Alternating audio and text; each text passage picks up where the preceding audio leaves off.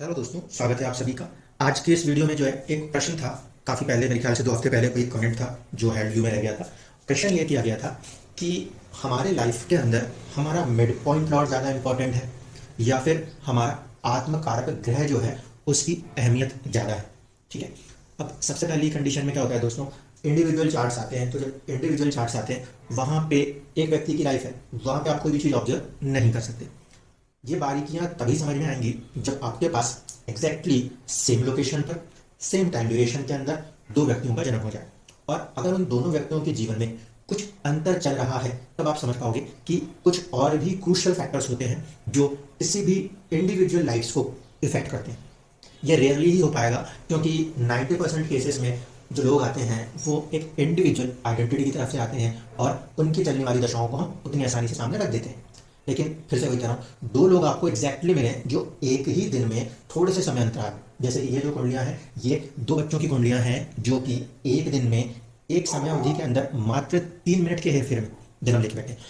अब जब ये इस तरीके के फॉर्मेशन से चार्ट आपके सामने आएगा तो जो कुंडली यहाँ बलवान होगी वो कुंडली इस व्यक्ति के लिए बलवान होनी चाहिए। जो दशा इस व्यक्ति की दिखाई देगी तकरीबन थोड़े से समय अंतराल में 3 मिनट के अंतराल में दशाओं का जो सीक्वेंस है कुछ महीने का मैक्सिमम शिफ्ट करके फिर यहाँ पर भी दिखाई देगा और यहाँ पर भी दिखाई देगा। लेकिन जीवन में सब कुछ अलग हो जाएगा। एक व्यक्ति जो है वो बीमारी से ग्रस्त है और एक व्यक्ति जो है वो कहीं ना कहीं खुशियों से भरा हुआ है। तो ऐसे स्थिति में इस बात का डिसीजन कहना कि हम एक कंसिडरेशन पॉइंट्स को लेकर चल रहे हैं उससे हम पूरी गणना कर लेंगे, ये कहीं ना कहीं असत्य होगा। ठीक है। अब मैं आपको पहले समझाऊँ। जो कंसिडर क्वेश्चन है वो इस तरीके से है, ये हमारे लिए लगना है और ये लगन पे हमारे को एक डिग्री लिख के मिली होती है जो स्पेसिफिकली लगन होती है। ठीक है। जब हमने जन्म लिया तो पृथ्वी के ऊपर सूर्य की प्लेसमेंट को ध्यान में रखते हुए इतनी डिग्री के ऊपर हमारा जन्म हो गया।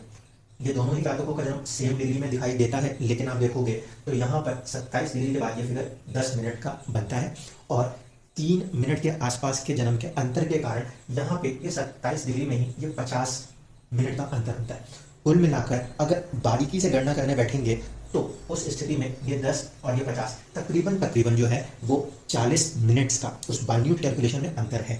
ठीक है। अब ऊपरी तौर पे जब हम बात करेंगे तो यहाँ पे हम देख रहे हैं सिंह राशि है। सिंह राशि में ये जो मिड पॉइंट लॉर्ड की मैं आपसे बात करूंगा तो यहाँ पे नक्षत्र कौन सा आएगा? 3 ही नक्षत्र आ सकते हैं। सबसे पहला सिंह राशि में आने वाला जो नक्षत्र है वो केतुदेव का है, मका। दूसरा नक्षत्र आपको शुक्रदेव का मिलता है और तीसरा जो मिलता है वो सूर्यदेव का मिलता है। तो यहाँ पे ये 27 डिग्री पर है। 27 डिग्री पे होने का अर्थ है कि अगर 26 डिग्री 40 मिनट से ऊपर है तो आखिरी फेज है जो कि उत्तर फाल्गुनी नक्षत्र बन जाएगा। ऐसे स्थिति में मिड पॉइंट लॉर्ड दोनों ही कुंडलियों में क्या बन रहे हैं? सूर्य ही बन रहे हैं। ठीक है। यहाँ पे भी सूर्य है और यहाँ पे भी सूर्य है क्योंकि 26 डिग्री 40 मिनट पार हो चुके हैं। अब देखिए यहाँ पे मिड पॉइंट लॉर्ड सूर्य नीच राशि अवस्था में, यहाँ पे सूर्य नीच राशि अवस्था में, दोनों के लिए बराबर है और उस पर्टिकुलर दिन पर सूर्य की डिग्री दोनों के लिए ही एग्जैक्टली सेम रही होगी, उसमें कोई अंतर नहीं आया होगा। ये चीज जो बन रही है कि यहाँ का मिड पॉइंट लॉर्ड सूर्य है, ये क्या बता रहा है? ये पहली बात तो ये बता रहा है कि व्यक्ति के अंदर सूर्य के तत्व होंगे, अपनी बातों को आगे रखने का प्रभाव व्यक्ति करेगा। थोड़ा डोमिनेटिंग नेचर का व्यक्ति आवश्यक रूप से होगा। क्यों? क्योंकि देखिए सीधी सी बात है, जब मैं आपसे कहता हूँ कि कोई चीज मिड पॉइंट लॉर्ड है तो आप उसको ऐसा समझिए वो आपके सोचने का ढंग है, वो आपका प्रोसेसर है। आप अपने लाइफ के अंदर किस तरह से चीज़ों को प्रोसेस करेंगे, सोचेंगे, समझेंगे, ये चीज़ें कहीं ना कहीं उस एक पर्टिकुलर डिग्री पर आने वाले नक्षत्र के प्रभाव से देखी जा सकती है। अब यहाँ पे सूर्य है तो नेचर डोमिनेटिंग होगा और कहीं ना कहीं व्यक्ति का पूरा फैक्टर फोर्स जो है वो सेल्फ सेंटर्ड होगा क्योंकि फर्स्ट हाउस मेजर प्रायोरिटी है। ठीक है। अब फर्स्ट हाउस मेजर प्रायोरिटी में क्या क्या चीज़ें हो सकती हैं? एक व्यक्ति अपने आप को अपने जीवन में वृद्धि की तरफ ले जाने की कोशिश कर सकता है, खुद को बनाने की कोशिश कर सकता है।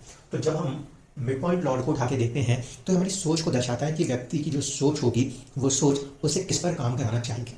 आई होप कि पहली कंडीशन आपको समझ में आई कि मिड पॉइंट लॉर्ड हमें किसी भी व्यक्ति के सोचने के ढंग को प्रदर्शित कर देता है। इस व्यक्ति में किस प्रकार का प्रोसेसर लगा हुआ है, वो प्रोसेसर किस तरह से वर्क करेगा, ये काम हमें मिड पॉइंट लॉर्ड देता है। और ये मिड पॉइंट लॉर्ड सिर्फ लगन में ही नहीं, ये सभी भाव में होता है, जिससे हम ये समझ जाते हैं उस पर्टिकुलर भाव के प्रति व्यक्ति के सोचने का ढंग किस तरह से कार्य करेगा। अब बात करें दूसरा, आत्मकारक ग्रह क्या है? आत्मकारक ग्रह ये कहा गया कि वो हाईएस्ट डिग्री प्लैनेट है जो आपको मिल जाएगा। अब इस कुंडली में शनि आत्मकारक है, इनका भी और इनका भी।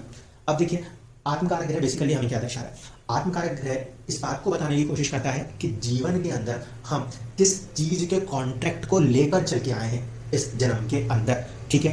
ये हमारी मशीनरी है, ये हमारा एक कंप्यूटर हमने बना रखा है। इस कंप्यूटर के अंदर हमने एक प्रोसेसर सेट कर रखा है लाइक कि वो हमारा मिड पॉइंट लॉर्ड है, हमारे सोचने का ढंग गति है। लेकिन उस गति को, उस कंप्यूटर के अंदर डली हुई चिप को जो फंक्शन करना है वो तो प्रोग्रामिंग के द्वारा करना है। तो जो प्रोग्रामिंग है वो प्रोग्रामिंग हमारे आत्मकारक के पास है।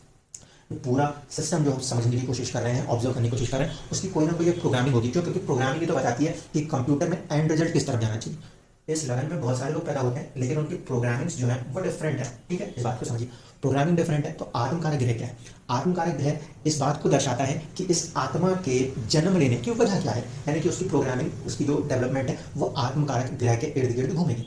आप कहीं दूसरी तरफ जाने की कोशिश करोगे तो आत्मकारक ग्रह परिस्थितियों के द्वारा आपको अपने ट्रैक पर लेकर आ जाएगा।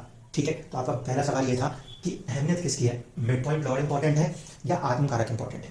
आत्मकारक इस बात के लिए इंपॉर्टेंट है जब लोग ये क्वेश्चन करते हैं कि मुझे जाना कहाँ है, मेरा मकसद क्या है, मैं किस लिए जन्म लेकर आया, तो उस कंडीशन में आपको आत्मकारक ग्रह कहीं ना कहीं एक तरफ से डायरेक्शन देने की कोशिश करता है कि भाई ये हमारे लिए प्रोग्रामिंग सेट है, इस प्रोग्राम के साथ ही हमें चीज़ें मिल सकती हैं और उसी के साथ हमें आगे बढ़ना है।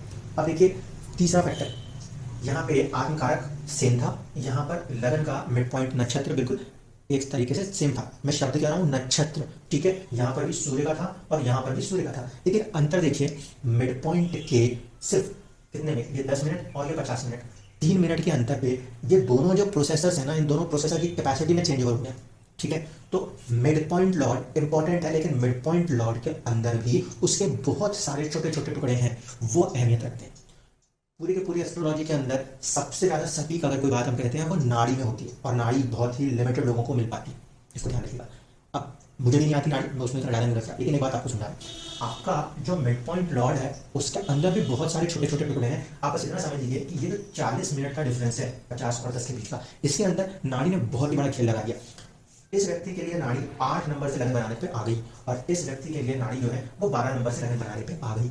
ठीक है, जिस व्यक्ति की 8 नंबर से नाड़ी की कुंडली बननी शुरू हुई, यानी कि ये नाड़ी में, ये नाड़ी में एन लिख रहा हूँ, नाड़ी का लगना एल। ठीक है, तो नाड़ी लगन में जब ये मंगल आया तो मंगल ने इस व्यक्ति के लिए क्या क्रिएट कर दिया, छठे भाव के प्रभाव से रोग भी क्रिएट कर लिया।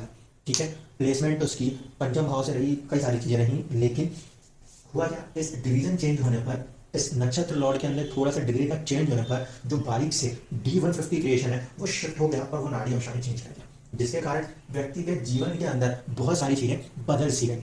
यहाँ पे इस चेंज ओवर के कारण नाड़ी अंश जो है वो कहाँ पे जाके जुड़ा, वो बेसिकली इस हाउस में जाके जुड़ा है। ठीक है, मीन से, जब वो मीन से जुड़ रहा है तो गुरु से जुड़ रहा है, और गुरु से जुड़ेगा तो गुरु की दूसरी राशि जो है वो देखिए कहाँ है, 10th हाउस में आती है। 12 से ये 10 की तरफ जाता है। जिस व्यक्ति ने उसी घर में जन्म लिया, उसी सारी परिस्थितियों में अपने आप को निकाला, लेकिन ये व्यक्ति विदेश गया, राहु शनि मेहनत की और इस व्यक्ति ने धन अर्जित कर लिया। जबकि नाड़ी अंश में इनके लिए ये 8 नंबर और ये 1 नंबर जो है ये राशि कहीं ना कहीं वर्ग पे आ गई। अब यहाँ पर मंगल के जो प्रभाव है उन प्रभावों ने जीवन के अंदर अपने रूपों को दिखाना शुरू कर दिया। तो चीजें इस तरीके से यहाँ पर जब है तो फर्स्ट और सिक्स्थ का संबंध इस व्यक्ति को किसी प्रकार की बीमारी की तरफ लेके चला गया, और उसमें मंगल की दशा ने कहीं ना कहीं एक रोल अदा कर दिया। तो जो एक्चुअल आपका क्वेश्चन है, मैं आपको फिर से क्लियरली बोल रहा हूँ, क्योंकि मेरे पास 2 इस तरीके के चार्ट्स अवेलेबल हैं जिसमें कि हमने इन बातों को बारीकियों से देखा है, लिखेंगे कि मिड पॉइंट लॉर्ड की थ्योरी जो मैं बार बार कह रहा हूँ वो ठीक है, लेकिन उसके अंदर भी अगर उसमें डिफरेंसेस हैं तो वो डिविजनल चार्ट्स को डिफरेंट कर देंगे। क्यों? क्योंकि अब आप ऐसा समझिए, आपका ये जो लगन कुंडली होती है दोस्तों, ये लगन कुंडली छोटे छोटे टुकड़ों से मिलकर बनी होती है। अगर किसी भी डिविजनल चार्ट का कोई भी टुकड़ा चेंज हो गया तो फिर 2 लोगों के जीवन के अंदर उस टुकड़े के चेंज हो जाने से उसमें सब कुछ चेंज हो जाएगा। ठीक है, तो अहमियत तो किसकी लेनी है, अहमियत हमें मिड पॉइंट लॉर्ड की जरूर लेनी है, क्योंकि वो हमारे सोचने की परिस्थिति बताएगा, लेकिन उसके अंदर की डिग्रियों के ऊपर जब आप कभी काम करेंगे तो आपको समझ में आएगा उसमें आने वाले वेरिएशंस, एग्जैक्टली दिखने वाली कुंडलियां, ये चार्ट आपके सामने रख दो, ये चार्ट आपके सामने रख दो, कोई डिफरेंस नहीं है, कोई दशा में कुछ डिफरेंस नहीं है, कुछ भी नजर नहीं आएगा। लेकिन 2 लोग सेम चीजें होने के बाद अगर 2 अलग अलग जीवन जी रहे हैं, दैट मीन्स कि फिर उनके अंदर की कोई ना कोई छोटे से अंश में पूरा प्रभाव बदल गया।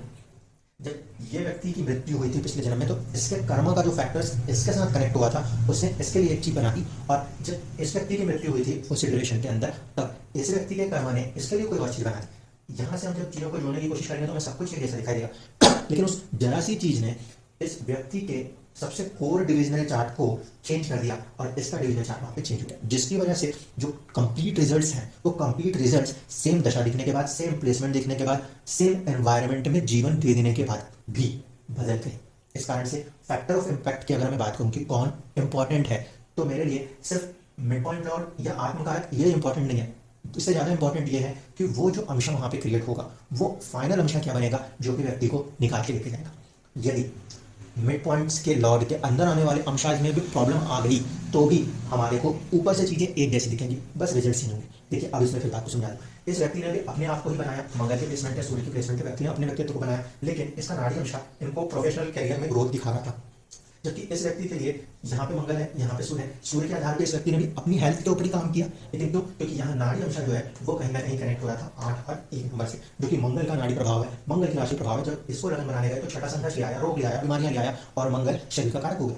जबकि गुरु जो है वो वैभव तो नहीं सॉरी, लेकिन वो आपके आगे बढ़ने की ताकत को दर्शाता है। यहाँ पे नाड़ी अंश जो है वो बुध के पास गया और उसने गुरु के पास गया, सॉरी, जब वो गुरु की राशि मीन के साथ जुड़ा तो गुरु से जुड़ा। जब वो गुरु के पास गया तो उसने गुरु की तरह व्यक्ति के व्यक्तित्व को बढ़ाने की कोशिश की।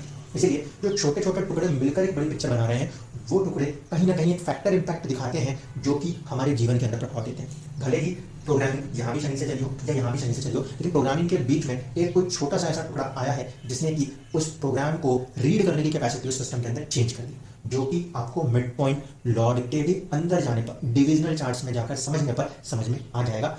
इनके लिए त्रिमशंशा अलग बनेगा, D30 अलग बनेगा, इनका D30 अलग बन जाएगा। और सबसे लास्ट चार्ट जो होता है वो होता है नाड़ी अंशा, जो कि बिल्कुल डिफरेंस दिखा देता है। दो लोग अगर साथ में जन्म ले लें, एक समय पर भी जन्म ले लें, तब भी कहीं ना कहीं उसमें अंतर देखने को मिलता है। वही अंतर जीवन के अंदर होता है, वरना एग्जैक्टली दिखने वाले ट्विंस की लाइफ स्टाइल बिल्कुल 100% सेम टू सेम चलेगी अगर दोनों का exact time of birth same हो गया, क्योंकि उस कंडीशन में ये जो डिफरेंस है, ये डिफरेंस खत्म हो जाएगा, तब जाके नाड़ी अंश एग्जैक्टली सेम रिजल्ट्स दो लोगों को देने में मजबूर हो सकता है। तो सिर्फ इस बात पे मत रुकिएगा कि मिड पॉइंट लॉर्ड को देखा और हम चल पड़े, या हमने सिर्फ आत्मकारक ग्रह को देखा चल पड़े।